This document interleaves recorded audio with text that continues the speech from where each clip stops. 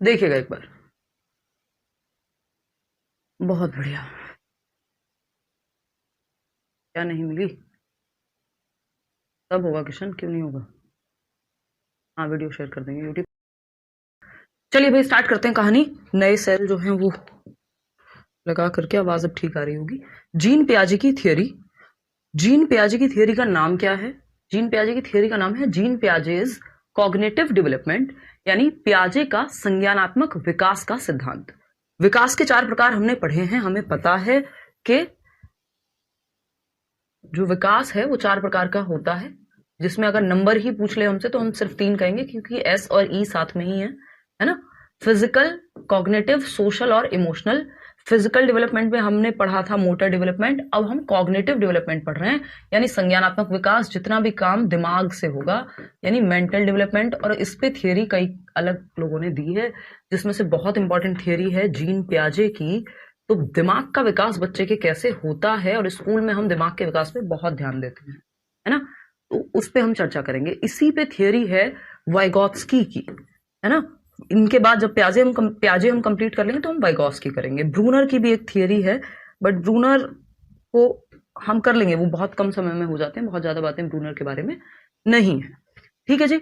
तो gene पियाजेज cognitive development, यानी gene पियाजे के संज्ञानात्मक विकास का सिद्धांत। इसको और क्या कह सकते हैं? कॉग्निटिव डेवलपमेंट को आपको पता ही है। इसमें क्या आता है? जितने भी काम दिमाग से होते हैं, थिंकिंग, रीजनिंग, प्रॉब्लम सॉल्विंग, है ना, imagination, attention, perception, memory, decision making, problem solving, यानी समस्या समाधान, निर्णय लेना, कोई भी तर्क करना, सोचना, समझना चीजों को, है ना, आपका ध्यान लगाना किसी चीज पे, याद रख पाना किसी चीज को, ये सब कहाँ आते हैं? संज्ञान में आते हैं, कॉग्निशन में आते हैं, यानी कॉग्निटिव डेवलपमेंट से ही संबंधित है, यानी दिमाग के विकास से संबंधित है, यानी इसको मेंटल डेवलपमेंट की थियरी भी कह सकते हैं, यानी मानसिक विकास का सिद्धांत भी कह सकते हैं। दूसरा नाम क्या हो सकता है?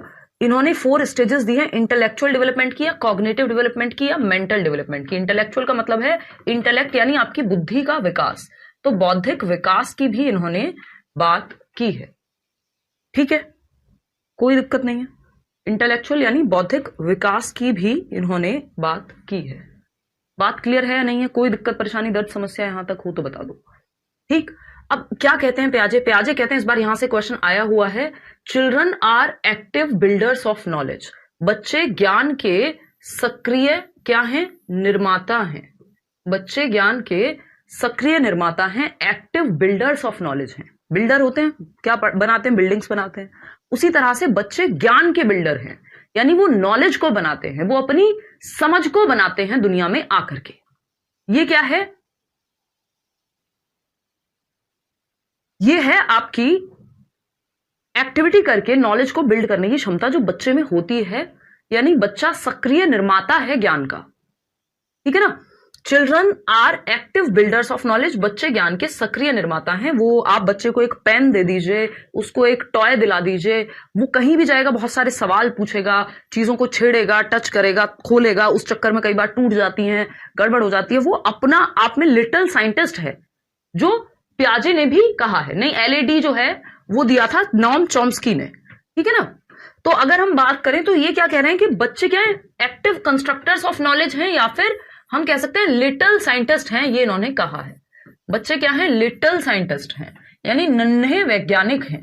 जैसे एक वैज्ञानिक में जिज्ञासा होती है चीजों को जानने की, करने की, एक्सपेरिमेंट करने की, वही सब हम एक बच्चे में देखते हैं। तो नन्हे वैज्ञानिक हैं जो अपनी समझ का, अपनी नॉलेज का जो निर्माण है वो कैसे कर रहे हैं? एक्टिविटी करके। अपने एनवायरमेंट में वो एक्टिव हैं, चाहे वो आपसे एज अ पर्सन किसी बड़े से सवाल पूछ रहे हो, वो अपनी समझ का निर्माण कर रहे हैं, चाहे वो कोई एक्टिविटी कर रहे हो, है ना। हर चीज, मेरे को पता है, मैंने आपको बहुत बार ये कहानी सुनाई हुई है आपसे पहले बैचेस में, कि हो जाएगा महिमा वो भी, कि मुझे एक पेन दिलाया गया, है ना। मेरी जो मामी जी हैं, मैं वहां पे थी बुलंदशहर कुछ साल, मैं उनके साथ जाकर के एक पेन लेके आई शहर से, गांव में हम रहते थे, और वो इस तरह का पेन था, मतलब ऐसे, ये मुझे पेन का शौक बचपन से रहा है, और वो जो स्प्रिंग होती है ना इसके अंदर, तो ऐसा सा पेन था। अब मैंने इसको खोला, देखा, अच्छा इसके अंदर स्प्रिंग है, वो निकाल के देखी, फिर लगा दी वापस। फिर उसके बाद और आगे से खुल सकता है कि नहीं, पीछे से खुल सकता है कि नहीं, इसको मैं अगर आगे से रोक लूं तो ये पीछे से क्लिक हो पाएगा या नहीं हो पाएगा, है ना। फिर मैंने रेत में उसको लगा करके देखा कि कैसे ये जंप करेगी नहीं करेगी, तो वो पेन फाइनली खराब हो गया। मुझे थोड़ा सा दुख भी हुआ, लेकिन ये क्या था, ये मेरी क्यूरियोसिटी थी, जिज्ञासा, है ना। ये मेरी साइंटिस्ट बनने का पहला चरण था, ठीक है ना, जो पहला ही रह गया। मतलब क्या है, आपने देखा होगा बच्चों को जरा सी दीवार भी आप मिल जाए उनको तो वो कुछ ना कुछ उस पर बनाएंगे, है ना। क्यूरियोसिटी, यानी बच्चे क्या है, जिज्ञासु हैं, जिज्ञासु हैं। बच्चे क्या हैं, जिज्ञासु हैं। बात ठीक है नहीं, टिक टिक वाला पेन एग्जैक्टली। तो एक्सपेरिमेंट करता है बच्चा। हम सबने कुछ ना कुछ इस तरह की तूफानी की है कि कोई टॉय लेके आए बड़ी जिद से, कोई खिलौना मिला हमें और वो घर आते ही 4 मिनट में खराब हो गया। क्यों? क्योंकि बच्चे में जिज्ञासा इतनी है। फिर घर वाले क्या करते हैं, दुनिया भर की बातें करते हैं, हमारी डांट लगाते हैं, सबके तो नहीं बट जनरली। किसी बच्चे ने दीवार पे कुछ बना दिया, उसकी डांट पड़ेगी, जबकि हम या तो उसको कुछ एक ड्राइंग की बुक ला करके दें, या फिर मान लें कि कोई बात नहीं यार, बच्चा है, थोड़ा टाइम लगेगा उसको, वो करने दो उसको, कुछ चीजें वो जानना चाहता है ना। तो अगर बहुत जरूरी चीजें हैं घर में तो उनको आप साइड में रखिए। भाई एक उम्र होती है ना, बच्चा बेहद एक्टिव है, तो बच्चा जिज्ञासा से भरा हुआ है, नन्हा वैज्ञानिक है, लिटिल साइंटिस्ट है। हर चीज पे वो एक्सपेरिमेंट करेगा, एक्टिविटी करके देखेगा, है ना, यानी प्रयोग करके देखेगा। और क्या कह सकते हैं हम इसको, एक्टिविटी करेगा। बच्चा सक्रिय है, कोई ना कोई गतिविधि वो करता ही रहता है, शांति से बैठता नहीं जब तक सोता नहीं है ना। ये बात हम सभी जानते हैं। एक और चीज हमें पता है कि जब बच्चा होते हैं ना, छोटे बच्चे होते हैं, जब जैसे ही वो बोलना शुरू करते हैं, एक्टिविटी करना शुरू करते हैं, हम बहुत सारे माँ बाप की मजबूरी हो जाती है कि वो जो प्लग्स होते हैं ना घर में, स्विचेस इलेक्ट्रिसिटी वाले, उनको वो या तो नीचे वाले कट ऑफ करा दें। जैसे मेरा भाई छोटा था तो हमने वो कट ऑफ कराए। आजकल तो बहुत सारी चीजें आ गई हैं कि जो सॉकेट में लग जाती हैं, ताकि बच्चा वो उंगली भी दे सकता है, वो अपने लिए खतरनाक काम भी कर सकता है। हो सकता है वो छत पे गया और वहां से कूद जाए, उसे थोड़ी पता है कि इससे क्या होगा, है ना। तो बहुत ध्यान रखना पड़ता है उस समय बच्चे का। लेकिन बच्चे की जो जिज्ञासा है उसको मरने नहीं देना है आपको, ये प्याजे कह रहे हैं, ठीक है ना। हाँ, बहुत बड़े साक्षी, क्लियर है बात। हाँ, तो इन्होंने कहा बच्चा एक्टिव कंस्ट्रक्टर ऑफ नॉलेज है, यानी ज्ञान के एक्टिव बिल्डर्स हैं, सक्रिय निर्माता हैं। और क्या है भाई, और वो लिटिल साइंटिस्ट हैं, यानी नन्हे वैज्ञानिक हैं, जिज्ञासु होते हैं, प्रयोग करते हैं, गतिविधि करते हैं, बच्चे एक्टिव रहते हैं। अच्छा, ये जब कह रहे हैं कि बच्चे एक्टिव बिल्डर्स ऑफ नॉलेज हैं, इस कॉग्निटिव डेवलपमेंट को और क्या कह सकते हैं, मेंटल डेवलपमेंट या इंटेलेक्चुअल डेवलपमेंट, ठीक। रेडिकल कंस्ट्रक्टिविस्ट हैं, यानी प्याजे जिस समुदाय से बिलोंग करते हैं, जिस स्कूल ऑफ थॉट से बिलोंग करते हैं, उसको कंस्ट्रक्टिविज्म कहते हैं। तभी तो ये कह रहे हैं कि बच्चा ज्ञान का सक्रिय निर्माता है, यानी एक्टिव बिल्डर ऑफ नॉलेज है। एक्टिव बिल्डर ऑफ नॉलेज है। बिल्डर है किसका, नॉलेज का। वो वाली बिल्डिंग्स नहीं बनाने वाला, बिल्डिंग बनाने वाला बिल्डर नहीं है, ये नॉलेज का बिल्डर है, ठीक है ना। तो अब इन्होंने कहा एक्टिव बिल्डर्स हैं, एक्टिव कंस्ट्रक्टर्स ऑफ नॉलेज हैं, ज्ञान के सक्रिय सृजनकर्ता हैं। तो ये कह रहे हैं ज्ञान को कंस्ट्रक्ट किया जा सकता है, कंस्ट्रक्ट करने से ही बना है कंस्ट्रक्टिविज्म। कंस्ट्रक्टिविज्म यानी रचनावाद, हिंदी में कहेंगे रचनावाद, या कई लोग इसको सृजनात्मकतावाद भी कह देते हैं। सृजनात्मकता, क्योंकि हिंदी में कई सारे नाम हो जाते हैं। सृजनात्मकतावाद, बात ठीक है या नहीं, ठीक है। खैर देखते हैं। अगर हम देखें यहां पे कंस्ट्रक्टिविज्म की बात करें, मैम मैं एग्जांपल्स भी भूल जाती थी पर आपके एग्जांपल्स नहीं भूलती, बहुत बढ़िया प्रीति। अगर हम देखें तब मिल जाएगा युवराज, डोंट वरी। तो कंस्ट्रक्टिविज्म क्या है, एक थॉट, स्कूल ऑफ थॉट है, एक विचारधारा है जो ये मानता है कि बच्चे को एक्टिव रखिए, बच्चे को सक्रिय रखिए, बच्चे को रट्टा मत लगवाइए, बच्चे की मीनिंग मेकिंग कराइए। मीनिंग मेकिंग क्या होता है, अर्थ निर्माण। अर्थ निर्माण कब होगा नॉलेज बिल्डिंग में, अर्थ निर्माण तब होगा जब आप बच्चे को ऐसे एग्जाम्पल्स देते हो जो उसके जीवन से जुड़े हुए हो। जैसे अभी कोई कह रहा था ना, आपके एग्जाम्पल्स नहीं भूल पाती हो, मतलब आप जब आपके जीवन से ये सब हम सब ने किया है, ये पेन को लेके या कुछ ना कुछ खिलौने को लेके पहले हमारी बड़ी जिज्ञासा रहती है, फिर वो टूट फूट जाता है, ये सब हमने किया है। ये आपके जीवन से जुड़े हुए एग्जाम्पल्स हैं, रियल लाइफ एग्जाम्पल्स हैं, है ना।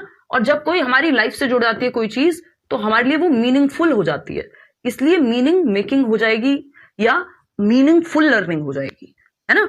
रोट लर्निंग नहीं, रट्टाफिकेशन नहीं। एक तो होती है रोट लर्निंग, रट्टाफिकेशन, ये रट्टाफिकेशन नहीं, यहां पे क्या होगा, रटना नहीं, यहां पे नॉलेज को कंस्ट्रक्ट करना, यानी मीनिंगफुल लर्निंग। रोट लर्निंग नहीं, मीनिंगफुल लर्निंग। बच्चा जहां भी पैसिव होगा, जिसका कोई अर्थ हो, अर्थपूर्ण अधिगम जिसको हम कह देते हैं, बच्चा जहां भी पैसिव होगा, रोट लर्निंग से क्या बनता है, बच्चा निष्क्रिय बन जाता है। यानी वो चतुर रामलिंगम याद है कौन सी मूवी का, 3 इडियट्स का। 3 इडियट्स पूरी पेडागोजी की अपने आप में मिसाल है, इतनी सारी चीजें आपको वहां से सीखने को मिल जाएंगी। निष्क्रिय है बच्चा, बच्चा निष्क्रिय नहीं रखना आपको किसी भी उत्तर में, बच्चे की भलाई की बात नहीं है निष्क्रिय होना। बच्चों को पैसिव नहीं रखना, रट्टा लगवाने में पैसिव रखेंगे नहीं, तो बच्चे को एक्टिव रखना है आपको। बताइए अमिता क्या बात है, ठीक है ज्ञान, बहुत बढ़िया, इतनी बात क्लियर है। तो ये रचनावादी हैं, और रचनावाद में भी जैसे वाइगोस्की हैं वो सोशल रचनावादी हैं, सामाजिक, उन पे हम आएंगे। ये रेडिकल रचनावादी हैं, रेडिकल कंस्ट्रक्टिविस्ट हैं। इसका मतलब क्या होता है भाई, अभी समझा रहे हैं। उग्र रचनावादी यानी ये हार्डकोर बच्चे के इंडिपेंडेंट नॉलेज को बिल्ड करने पे फोकस करते हैं कि आप बच्चे को इंडिपेंडेंट छोड़िए, इंडिपेंडेंटली नॉलेज को कंस्ट्रक्ट करने का मौका दीजिए, वो कर लेगा। ये नहीं कह रहे हैं कि बड़ों के साथ मिलकर के कर लो, ये कर लो। वो कह रहे हैं हाँ ठीक है, सपोर्ट मिल रहा है ठीक है, नहीं मिल रहा है तब भी ठीक है, एनवायरमेंट के साथ एक्टिविटी करेगा। तो बच्चे की स्वतंत्र एक्टिविटी पे इनका बहुत जोर है। नॉलेज एक्टिव होकर के वो नॉलेज का निर्माण करेगा। तो हार्डकोर बच्चे के एफर्ट्स पे ये बेस्ड है ना। स्विस साइकोलॉजिस्ट थे जीन पियाजे, ये आप देख रहे हैं 15-16 साल की उम्र में तो इनकी रिसर्च पब्लिश हो गई थी, पीएचडी यूएचडी तक पहुंच गए थे। बहुत ही गिफ्टेड टाइप के बच्चे रहे अपने टाइम पे, और आज तक हम इन्हें पढ़ रहे हैं, और बहुत महत्वपूर्ण योगदान है पेडागोजी में इनका। क्या है, स्विस साइकोलॉजिस्ट, यानी स्विट्जरलैंड के थे, ठीक है। ये बातें हमें बेसिक 2-4 चीजें पता होती हैं तो फिर हमें याद रह जाती हैं चीजें, ठीक है जी। इतनी बात क्लियर है क्लियर है बात। चलें आगे बढ़ें। इंग्लिश हिंदी पेडागोजी आप लोगों ने नहीं। तो बच्चे लिटिल साइंटिस्ट हैं, नॉलेज को एक्टिवली बिल्ड कर रहे हैं, यानी अपने अनुभव के आधार पे बच्चा नॉलेज को बिल्ड करेगा।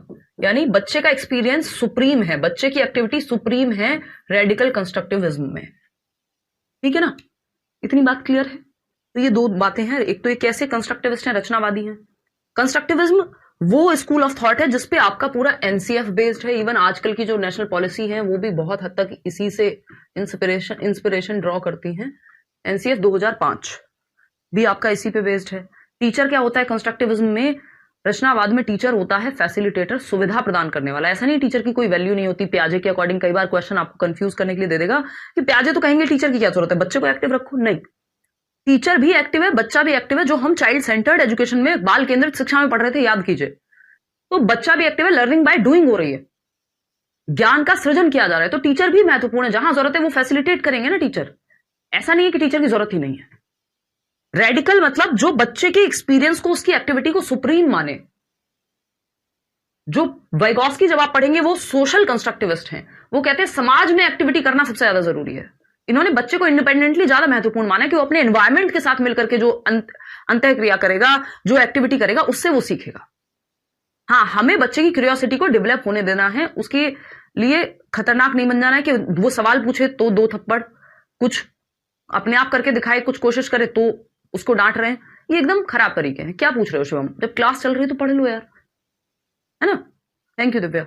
चलिए प्रीति, तो ये बेसिक सी बात हो गई। तो प्याजे क्या है, रेडिकल कंस्ट्रक्टिविस्ट है, एक्टिव बिल्डर्स ऑफ नॉलेज या लिटिल साइंटिस्ट कहा है इन्होंने बच्चों को।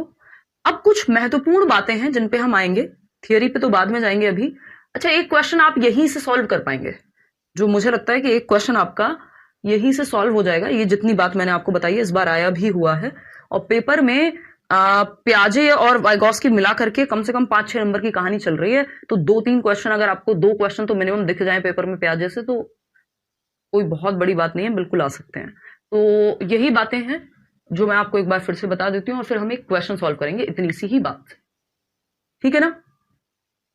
नहीं, फिक्स टाइम है भाई, एक बार टाइम टेबल देख लिया करो। थॉट से लैंग्वेज आती है, वो बात तो हमने की थी, वो लैंग्वेज पे विचार है प्याजे का। अभी हम इन जनरल इनके विचारों को स्टडी कर रहे हैं। ठीक है?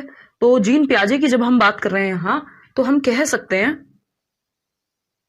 कि जीन प्याजे ने कॉग्निटिव डेवलपमेंट दी, जिसको मानसिक विकास की थियरी भी कह सकते हैं, या इंटेलेक्चुअल यानी बौद्धिक विकास का सिद्धांत भी कह सकते हैं। संज्ञानात्मक विकास तो कह ही रहे हैं। ठीक है ना? स्विस साइकोलॉजिस्ट हैं, यानी स्विट्जरलैंड को के एक मनोवैज्ञानिक हैं। बच्चों को क्या रखना चाहते हैं? एक्टिव रखना चाहते हैं। एक और चीज है इनके बारे में, जेनेटिक एपिस्टेमोलॉजी को महत्व देते हैं। अब ये जेनेटिक एपिस्टेमोलॉजी क्या होती है? देखिए, जेनेटिक एपिस्टेमोलॉजी होती है जीन मीमांसा कह लीजिए आप इसको। एपिस्टेमोलॉजी का मतलब है नॉलेज को कंस्ट्रक्ट कैसे किया जाता है, नॉलेज कैसे बिल्ड होती है, ज्ञान का सृजन कैसे होता है, ये एपिस्टेमोलॉजी में आता है। तो ये कहते हैं ज्ञान का सृजन हमारी जो हेरिडेटरी पावर्स हैं, जो जेनेटिक क्षमता है, उसके माध्यम से बच्चा अपने दिमाग का डेवलपमेंट उसका एज के अकॉर्डिंग होगा, वो एक्टिविटी करेगा, सीखेगा। तो ये हेरिडिटी को महत्वपूर्ण मानते हैं। ये बात को आपको ध्यान में रखना है। अभी तो नोट्स मिलेंगे शिव, अभी क्यों टेंशन ले रहे हो? ठीक है ना? तो ये हेरिडिटी यानी आनुवांशिकता को, जो आपके जेनेटिक मेकअप से आपको मिला है, उसको काफी महत्व देते हैं। जेनेटिक्स को, मैच्योरिटी को, मैचुरेशन जिसको हम कहते हैं ना, परिपक्वता, क्योंकि वो हाईली रिलेटेड होती है हेरिडिटी से। ठीक है? कि आपके दांत कब निकलेंगे खुद से थोड़ी निकालोगे, वो आपकी हेरिडिटी कोडिंग में है। मैम प्याजे वर्बल टीचिंग की बात करते हैं, डिस्कवरी लर्निंग की कह सकते हो, बट ऐसा नहीं है कि सिर्फ वो क्वेश्चन पे डिपेंड करेगा। डिस्कवरी लर्निंग की बात ब्रूनर करते हैं, लेकिन डिस्कवर करने को महत्व देंगे प्याजे। इसलिए हमें रटना नहीं है, क्वेश्चन पढ़ेंगे, जिस कॉन्टेक्स्ट में पूछा उस हिसाब से जवाब दिया जाएगा। ठीक है ना सबा?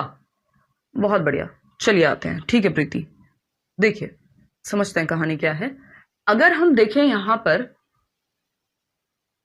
प्याजे की, अगर हम माने, तो प्याजे ने एक और बात कही है, बहुत महत्वपूर्ण है। Development is discontinuous. क्या है डेवलपमेंट? डिसकॉन्टिन्यूअस है, यानी विकास एक असतत प्रक्रिया है। सतत नहीं, असतत।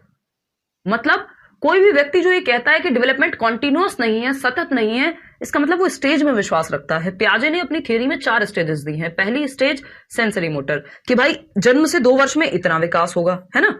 फिर 2 से 7 तक इतना हो जाएगा, यानी और ऊपर गए। फिर 7 से 11 तक इतना हो जाएगा। फिर 11 से 15 तक इतना हो जाएगा। यानी एक हर एक स्टेज में विकास की प्रक्रिया, इस स्टेज में ये आएगा, इस स्टेज में ये आएगा, ये कह रहे हैं। इसलिए डिसकॉन्टिन्यूअस मानते हैं।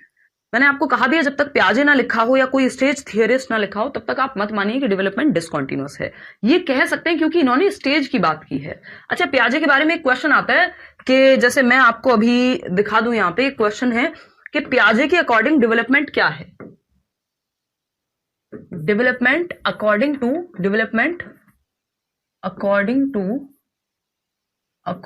टू जीन प्याजे किस पिक्चर में डेपिक्ट हुआ है? 4 इमेजेस हैं आपके सामने। एक इमेज है दिस वन, दूसरी इमेज है दिस वन, तीसरी इमेज है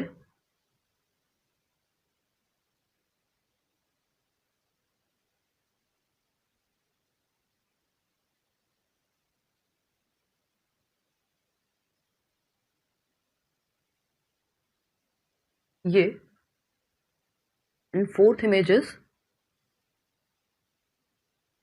दिस। Option A, B.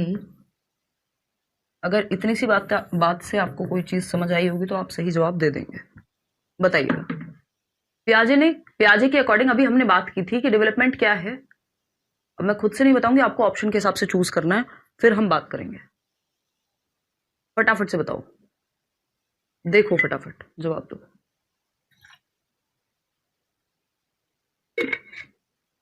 बैठ के पी लेते हो, नहीं तो आप लोग डांट लगाते हो, पानी बैठ के नहीं पीते हो। थर्ड इमेज, थर्ड वर्ड मत बोलो, बताओ ऑप्शन सी। सी लिखो, ए लिखो, बी लिखो, जो भी है।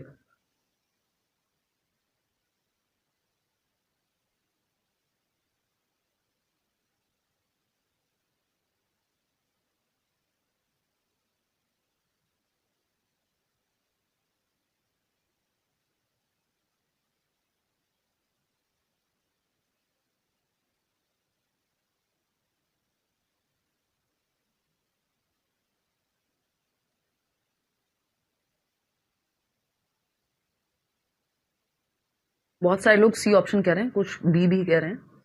देखो समझते हैं काम क्या है, देखते हैं।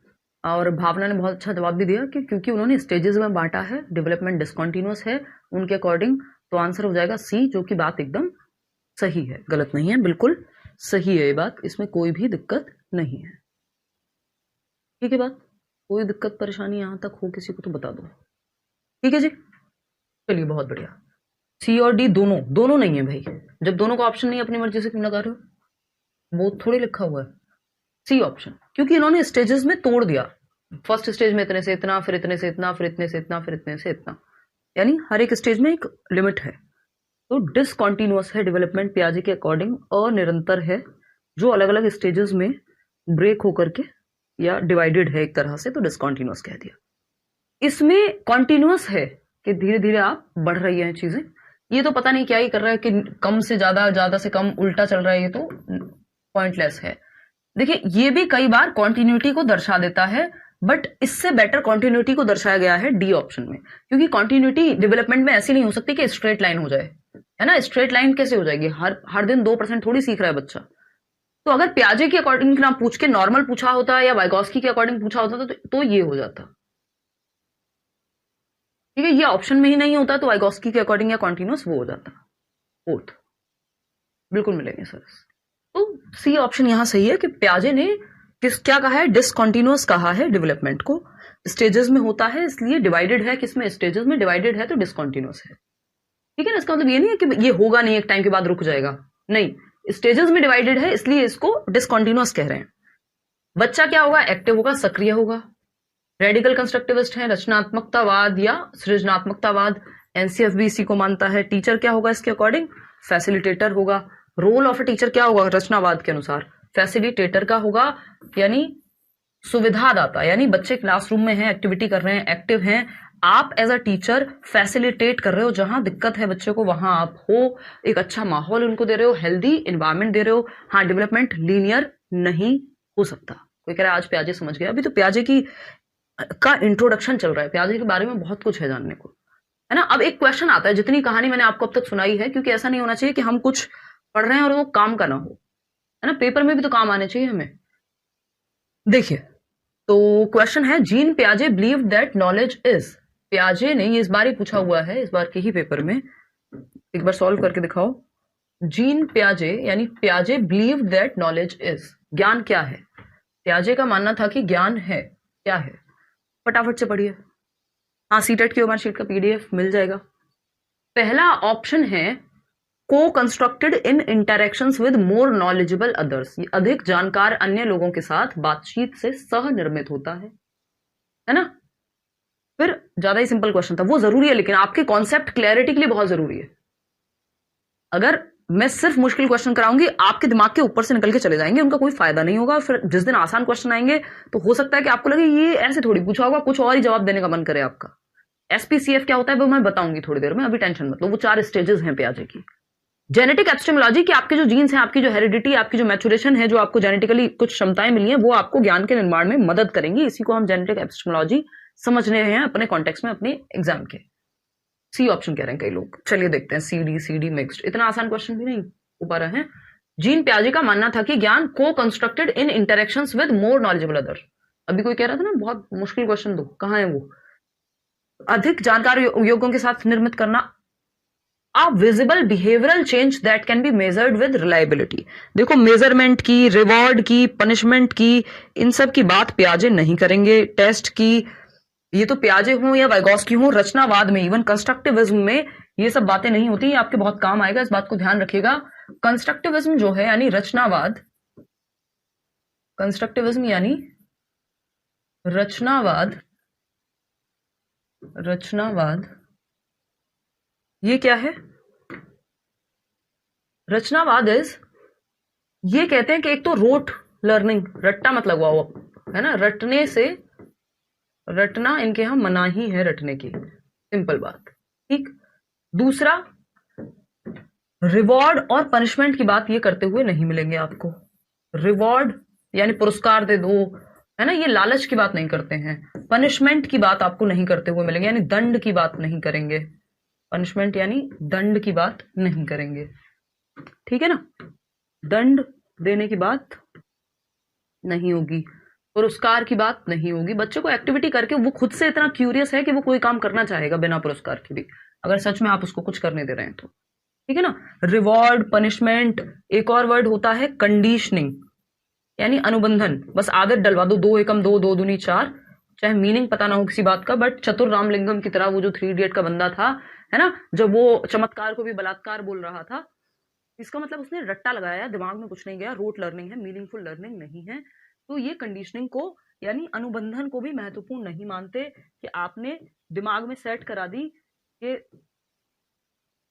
ये चीज होनी चाहिए, जो कि यहाँ गलत है बिल्कुल। ठीक, रॉन्ग, रॉन्ग।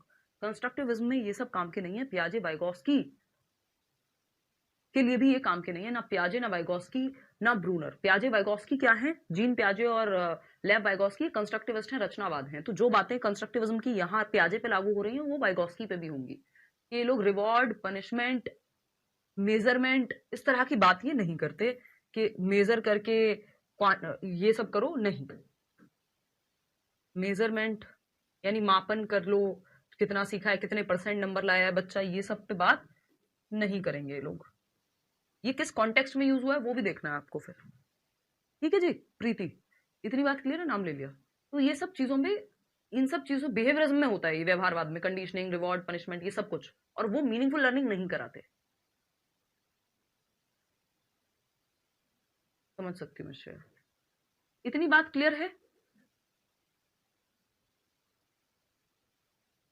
हाँ, समझे नहीं श्वेता क्या कह रहे हो।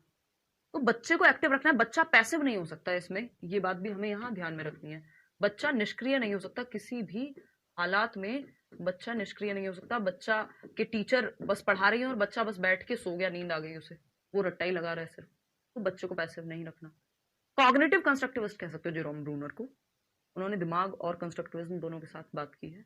आजकल तो रिवॉर्ड बहुत हो गया, वो पहले से था, बट ये कंपेयर ना करना बिल्कुल, है ना, रट्टा नहीं लगवाना, कंपेयर नहीं करना, ये कंपैरिजन, कंपटीशन, इस सब की बात पियाजे आपको करते हुए नहीं मिलेंगे, है ना। ये वो वाली बात करेंगे कि आप एक्सेलेंस के पीछे भागो, सक्सेस जग मार के पीछे आएगी, वो जो रणछोड़ दास छाछड़ वाली बात थी। अच्छा रश्मि क्या हो गया? ठीक है जी, तो इन बातों से बचना है आपको। रोट लर्निंग लिखा हुआ है, reward, punishment, conditioning, measurement, competition, passive है बच्चा, कंपेयर कर रहे हो बच्चे को, ये सब नेगेटिव वर्ड्स हैं कंस्ट्रक्टिविज्म के कॉन्टेक्स्ट में या संदर्भ में। ठीक है, तो बिहेवियरल चेंज जिसको मापा जा सके, नहीं, बिल्कुल नहीं।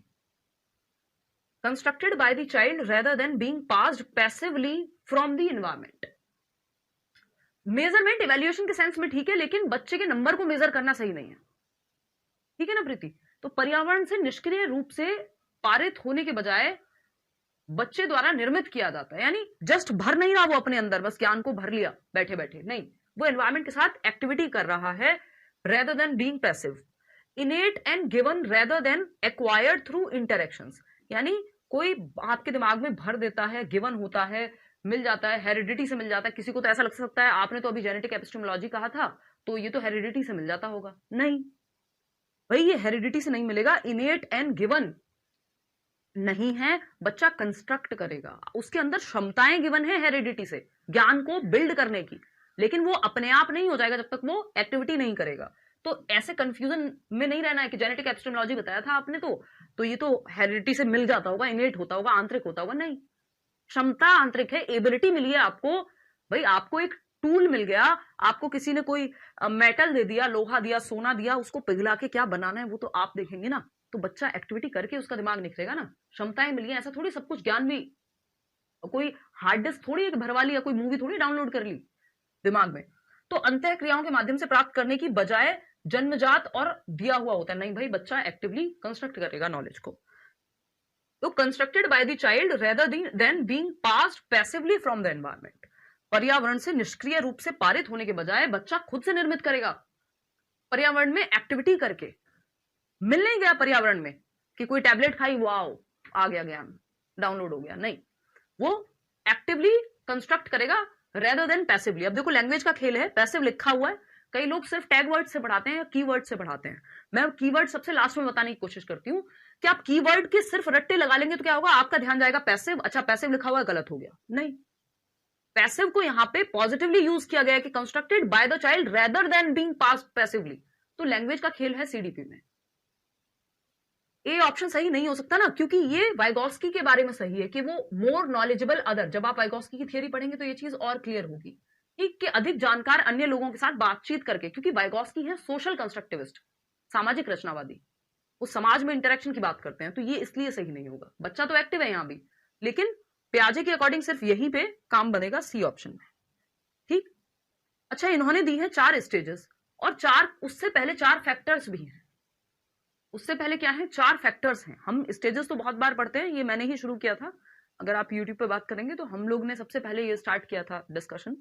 अब तो ऑलमोस्ट हर दूसरा टीचर आपको प्याजे के 4 फैक्टर बताते हुए मिल जाएगा। और मजे की बात यह है, कोई क्रेडिट भी नहीं देता। मतलब जो एग्जाम्पल्स, जो कॉन्सेप्ट सिर्फ मैं ही यूज करते हुए दिखती थी यूट्यूब पे, सालों साल से पढ़ा रही हूँ, वो अभी हर दूसरा व्यक्ति करता है और उसको इस तरह से भी बताएंगे कि ये हमने इंट्रोड्यूस किया है। ऑफ कोर्स मैंने प्याजे की थियरी नहीं बनाई है, ये कॉन्सेप्ट्स मैंने नहीं बनाए, बट मैंने थोड़ी मेहनत की थी, अच्छी किताबें पढ़ी थी, तब निकाल करके इन चीजों को मैं लेके आई थी, थोड़ा सा टाइम दिया था, है ना। तो वो एक चीज है जो होती रहती है, कोई दिक्कत नहीं है। तो खैर ये इंपॉर्टेंट है, मेरे कहने का मतलब ये है, ये सब चलता रहता है दुनिया में, है ना। और ये इंटरनेट का फायदा भी है और नुकसान भी। आप किसी को ये थोड़ी कह सकते हैं कि भाई आप क्यों ये कॉपी कर रहे हो या ये क्यों कर रहे हो, क्या फर्क पड़ता है ना, ये मेरा नेचर है। बट कई बार ये जरूर लगता है कि चलो अच्छी बात है, जो लोग मान लो 4 चीजें नहीं भी बताते, अगर वो देख के भी बता पा रहे हैं बेशक अपना ज्ञान झाड़ करके, तो कोई बात नहीं। ऑफ कोर्स ये तो गलत ही है कि आप मतलब या तो क्रेडिट दो ना किसी से अगर आपने सीखा है तो। खैर हाउ डज इट मैटर, आ जाओ एक बार। हाँ, लाइव क्लासेस बेस्ट एग्जाम्पल है वाइगोस्की के लिए। तो 4 फैक्टर्स हैं, देखो इनकी 4 थियरीज भी हैं, सॉरी 4 स्टेजेस भी हैं। इसमें बहुत कंफ्यूजन हो जाती है कई लोगों को। 4 स्टेजेस हैं प्याजे की डेवलपमेंट की, 4 स्टेजेस हैं जिनको याद कराने का मैंने तरीका रखा हुआ है SPCF। अभी आज के बाद या जब भी थियरी हम कल मतलब कल या नेक्स्ट क्लास में जब भी ये 4 स्टेजेस डिस्कस हो जाएंगे, फिर आपको SPCF का मतलब क्लियर रहेगा। S for sensory motor, P for pre operational, C for concrete operational और F फॉर फॉर्मल ऑपरेशनल। ये इसी सीक्वेंस में रहती है। ठीक, 4 फैक्टर्स हैं, 4 चरण अलग हैं और 4 तत्व अलग हैं इनकी थियरी में, जिनपे ये बेस्ड हैं सारे जो स्टेजेस हैं, है ना। 4 फैक्टर्स यानी तत्व, बात क्लियर है। और स्टेजेस यानी कि चरण, ठीक है, इतनी बात। 4 चरण अलग हैं, 4 तत्व अलग हैं। 4 एलिमेंट्स भी कह सकते हो इन फैक्टर्स को आप, कि इन एलिमेंट्स के बेसिस पे फिर स्टेजेस और बाकी सारी चीजें हैं। 4 मुख्य तत्व जो हैं थियरी में वो यही है। ठीक है चेतन, धन्यवाद, इतनी बात क्लियर है। देखिएगा, तो अगर हम बात करें यहां पर 4 factors in Piaget's theory, MESE याद रखने का सबसे आसान तरीका है ये, MESE। M फॉर मैचुरेशन, यानी मैचुरेशन को कहते हैं परिपक्वता। परिपक्वता किससे रिलेटेड होती है, हाँ बुरा तो लगता है यार थोड़ा सारे का, अगर कोई कॉपी करता है तो मैचुर सोचने का तरीका है, लेकिन मैं ये सोच लेती हूँ ठीक है यार, 4 लोगों का भला हो रहा है, क्वालिटी कंटेंट सब तक जा पा रहा है। मान लो मैं हिंदी मीडियम में, हार्डकोर हिंदी मीडियम नहीं पढ़ाती हूँ और कोई बिल्कुल प्योर हिंदी मीडियम में पढ़ा पा रहा है या पढ़ाता ही है मान लो, या पढ़ाती ही है, तो उस केस में ठीक है, जो हिंदी मीडियम वाले शायद मुझे नहीं देख पा रहे होंगे उतने कंफर्ट से, वो वहां देख लें, ज्यादा हिंदी मीडियम वाले लोग।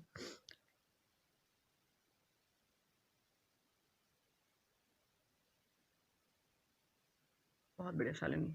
चलिए, मैचुरेशन की जब हम बात कर रहे हैं यानी परिपक्वता की बात कर रहे हैं, परिपक्वता जेनेटिक्स से आती है या हेरिडेटरी क्षमता की वजह से हम परिपक्व होते हैं ऑटोमेटिकली, ये हमें पता है। भाई मैचुरेशन क्या है, unfolding of your genetic characteristics with time.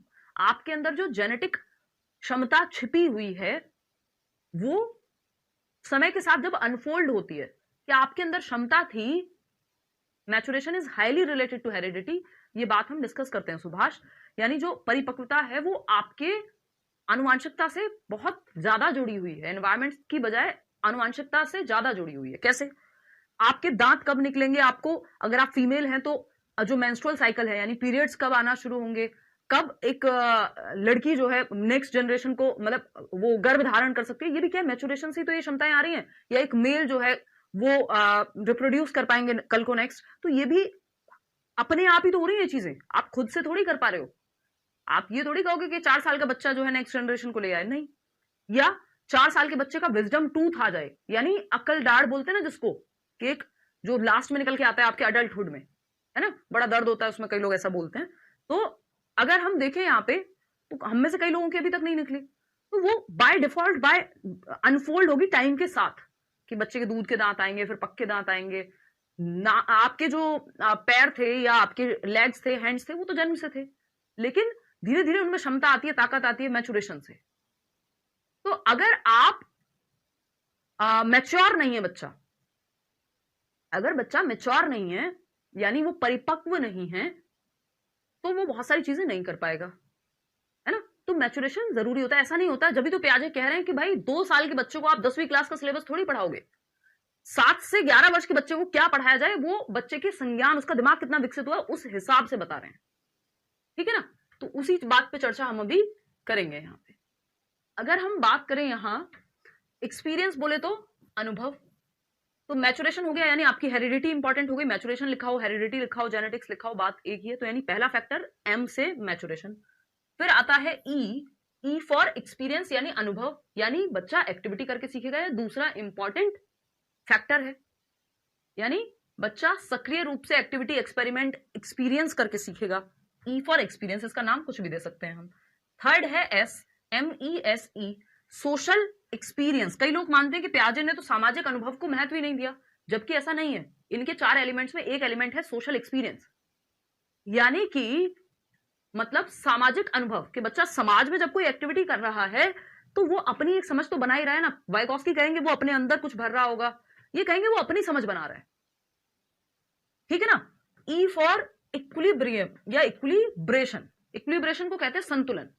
इससे सारी फसाद की जड़ है, इसी में आ जाता है अडेप्टेशन, ऑर्गेनाइजेशन, एसिमिलेशन, एकोमोडेशन, जो महत्वपूर्ण है थियरी के लिए। ये 3 बस ऐसे ही समझ लेने, इसके अंदर जाना है डीप में, इक्विलिब्रेशन के, संतुलन के। तो ये 4 फैक्टर्स कौन से, एक बार फटाफट से रिपीट करके बता दो कि ये 4 फैक्टर्स कौन से। स्टेजेस तो हो गई SPCF, अभी इनको तो हम डिटेल में बाद में चर्चा करेंगे। एलिमेंट्स बताओ फटाफट से, MESE, उसकी शॉर्ट फॉर्म क्या है, SPCF, ये है MESE। एम फॉर मैचुरेशन या हेरिडिटी भी लिख के आ सकता है, 2 नाम है सबके कम से कम, है ना। ई फॉर एक्सपीरियंस या एक्टिविटी, एक्सपीरियंस क्या, अनुभव कब करते हैं आप, जब कोई एक्टिविटी करेंगे, या एक्सपीरियंस कर रहे होंगे तो कोई एक्टिविटी कर रहे होंगे, तो एक्टिविटी यानी सक्रियता। सोशल एक्सपीरियंस यानी सामाजिक अनुभव, तो इसको भी महत्व दिया है उन्होंने, बहुत ज्यादा नहीं बट महत्व तो है ही, ठीक। फिर आता है इक्विलिब्रियम या इक्विलिब्रेशन। इक्विलिब्रेशन की प्रक्रिया में अपने आप में कई सारी चीजें हैं, संतुलन की प्रक्रिया जिसको हम कह रहे हैं, उस पर अभी चर्चा करेंगे। MESE याद रखना है, simple. Experience and social experience अलग है। सोशल एक्सपीरियंस या सोशल इंटरेक्शन है कि बच्चा इंटरेक्ट कर रहा है, एक्सपीरियंस है एक्टिविटी। अब वो एक्टिविटी किसी भी प्रकार की हो सकती है, वो फिजिकल एनवायरमेंट से, सोशल एनवायरमेंट से, किसी से भी हो सकती है, तो इसलिए ये अलग अलग हम लिख देते हैं। चलिए आते हैं, समझते हैं कहानी क्या है। अब इक्विलिब्रेशन क्या है, इसको डिटेल में समझेंगे। ये 3 बातें तो बस एज इट इज समझ गए हम। परिपक्वता मतलब बच्चे में जेनेटिक क्षमताएं हैं जो समय के साथ अनफोल्ड हो रही हैं। एक्सपीरियंस, जो भी एक्टिविटी वो कर रहा है अपने एनवायरमेंट में, चाहे वो पानी के साथ करे, चाहे वो पक्षियों के साथ करे, चाहे वो किसी के साथ भी करे। सोशल एक्सपीरियंस क्या है, जब वो लोगों से इंटरेक्ट कर रहा है। एक्टिविटी किसी भी प्रकार की हो सकती है। सोशल एक्सपीरियंस जब समाज से इंटरेक्ट करे, कोई कार्टून देख रहा है, वॉटेवर। इक्विलिब्रेशन, संतुलन, इसके अंदर कई सारी चीजें वो हमें समझनी है।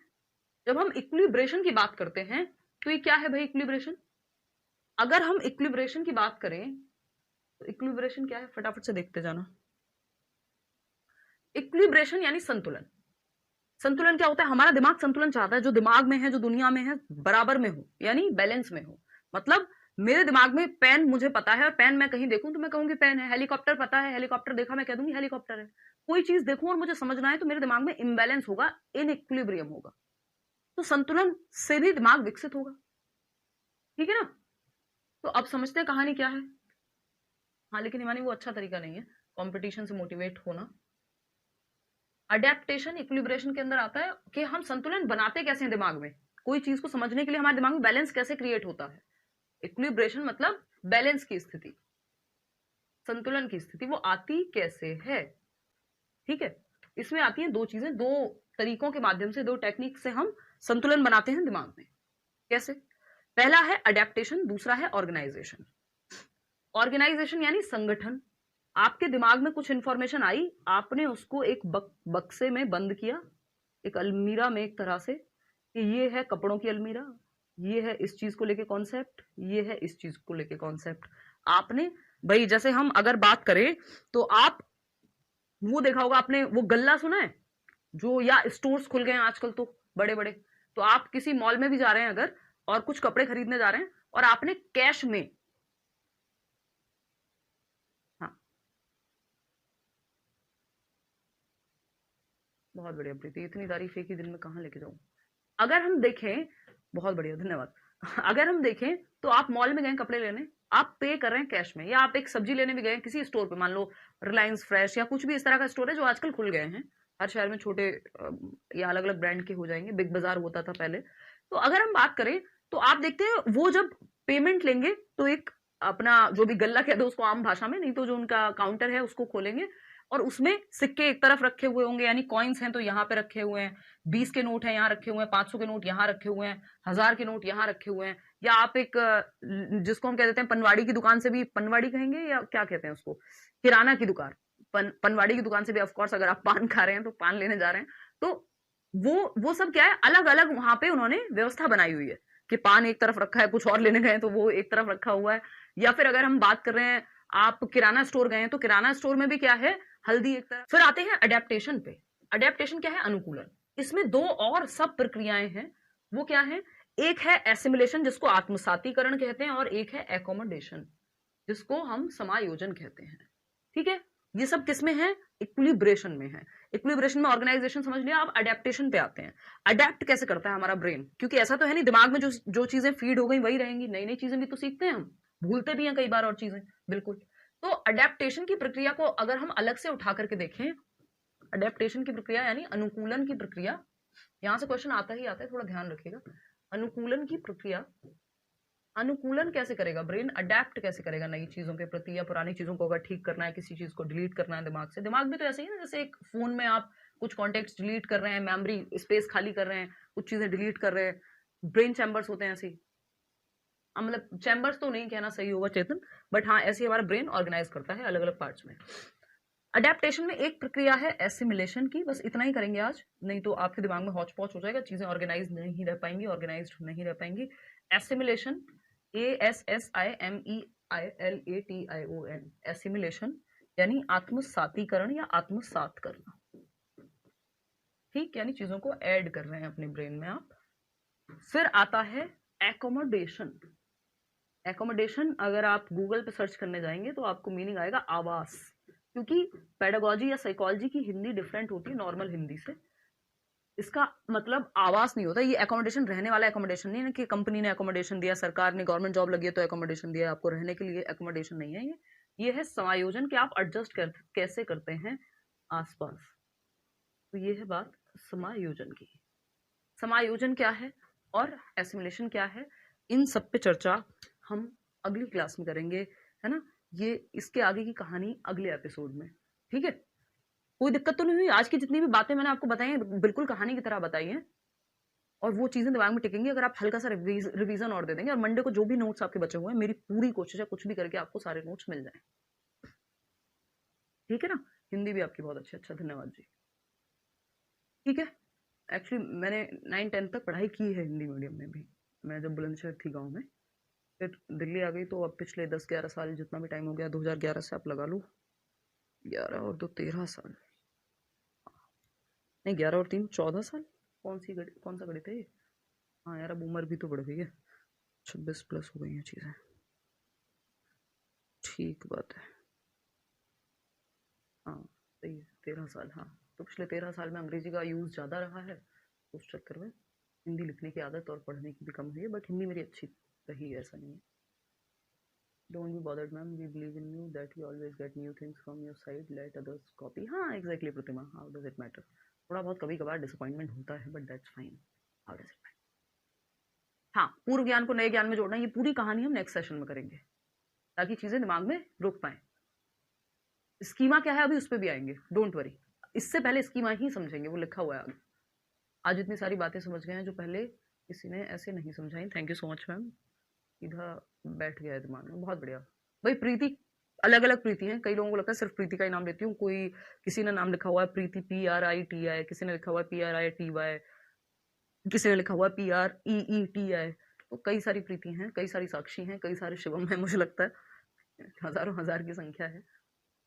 आपकी क्लास में टाइम का ही पता नहीं चलता। Nice teaching method ma'am. हाँ, अगर आप स्टोरी टेलिंग, हाँ भाई सभी को स्टोरी टेलिंग के थ्रू समझेंगे, एक तो मुझे पता नहीं क्या हो गया, तो चीजें आपको अच्छे से समझ में आएंगी, मजा आ गई। चलिए बहुत बढ़िया। अब हम कल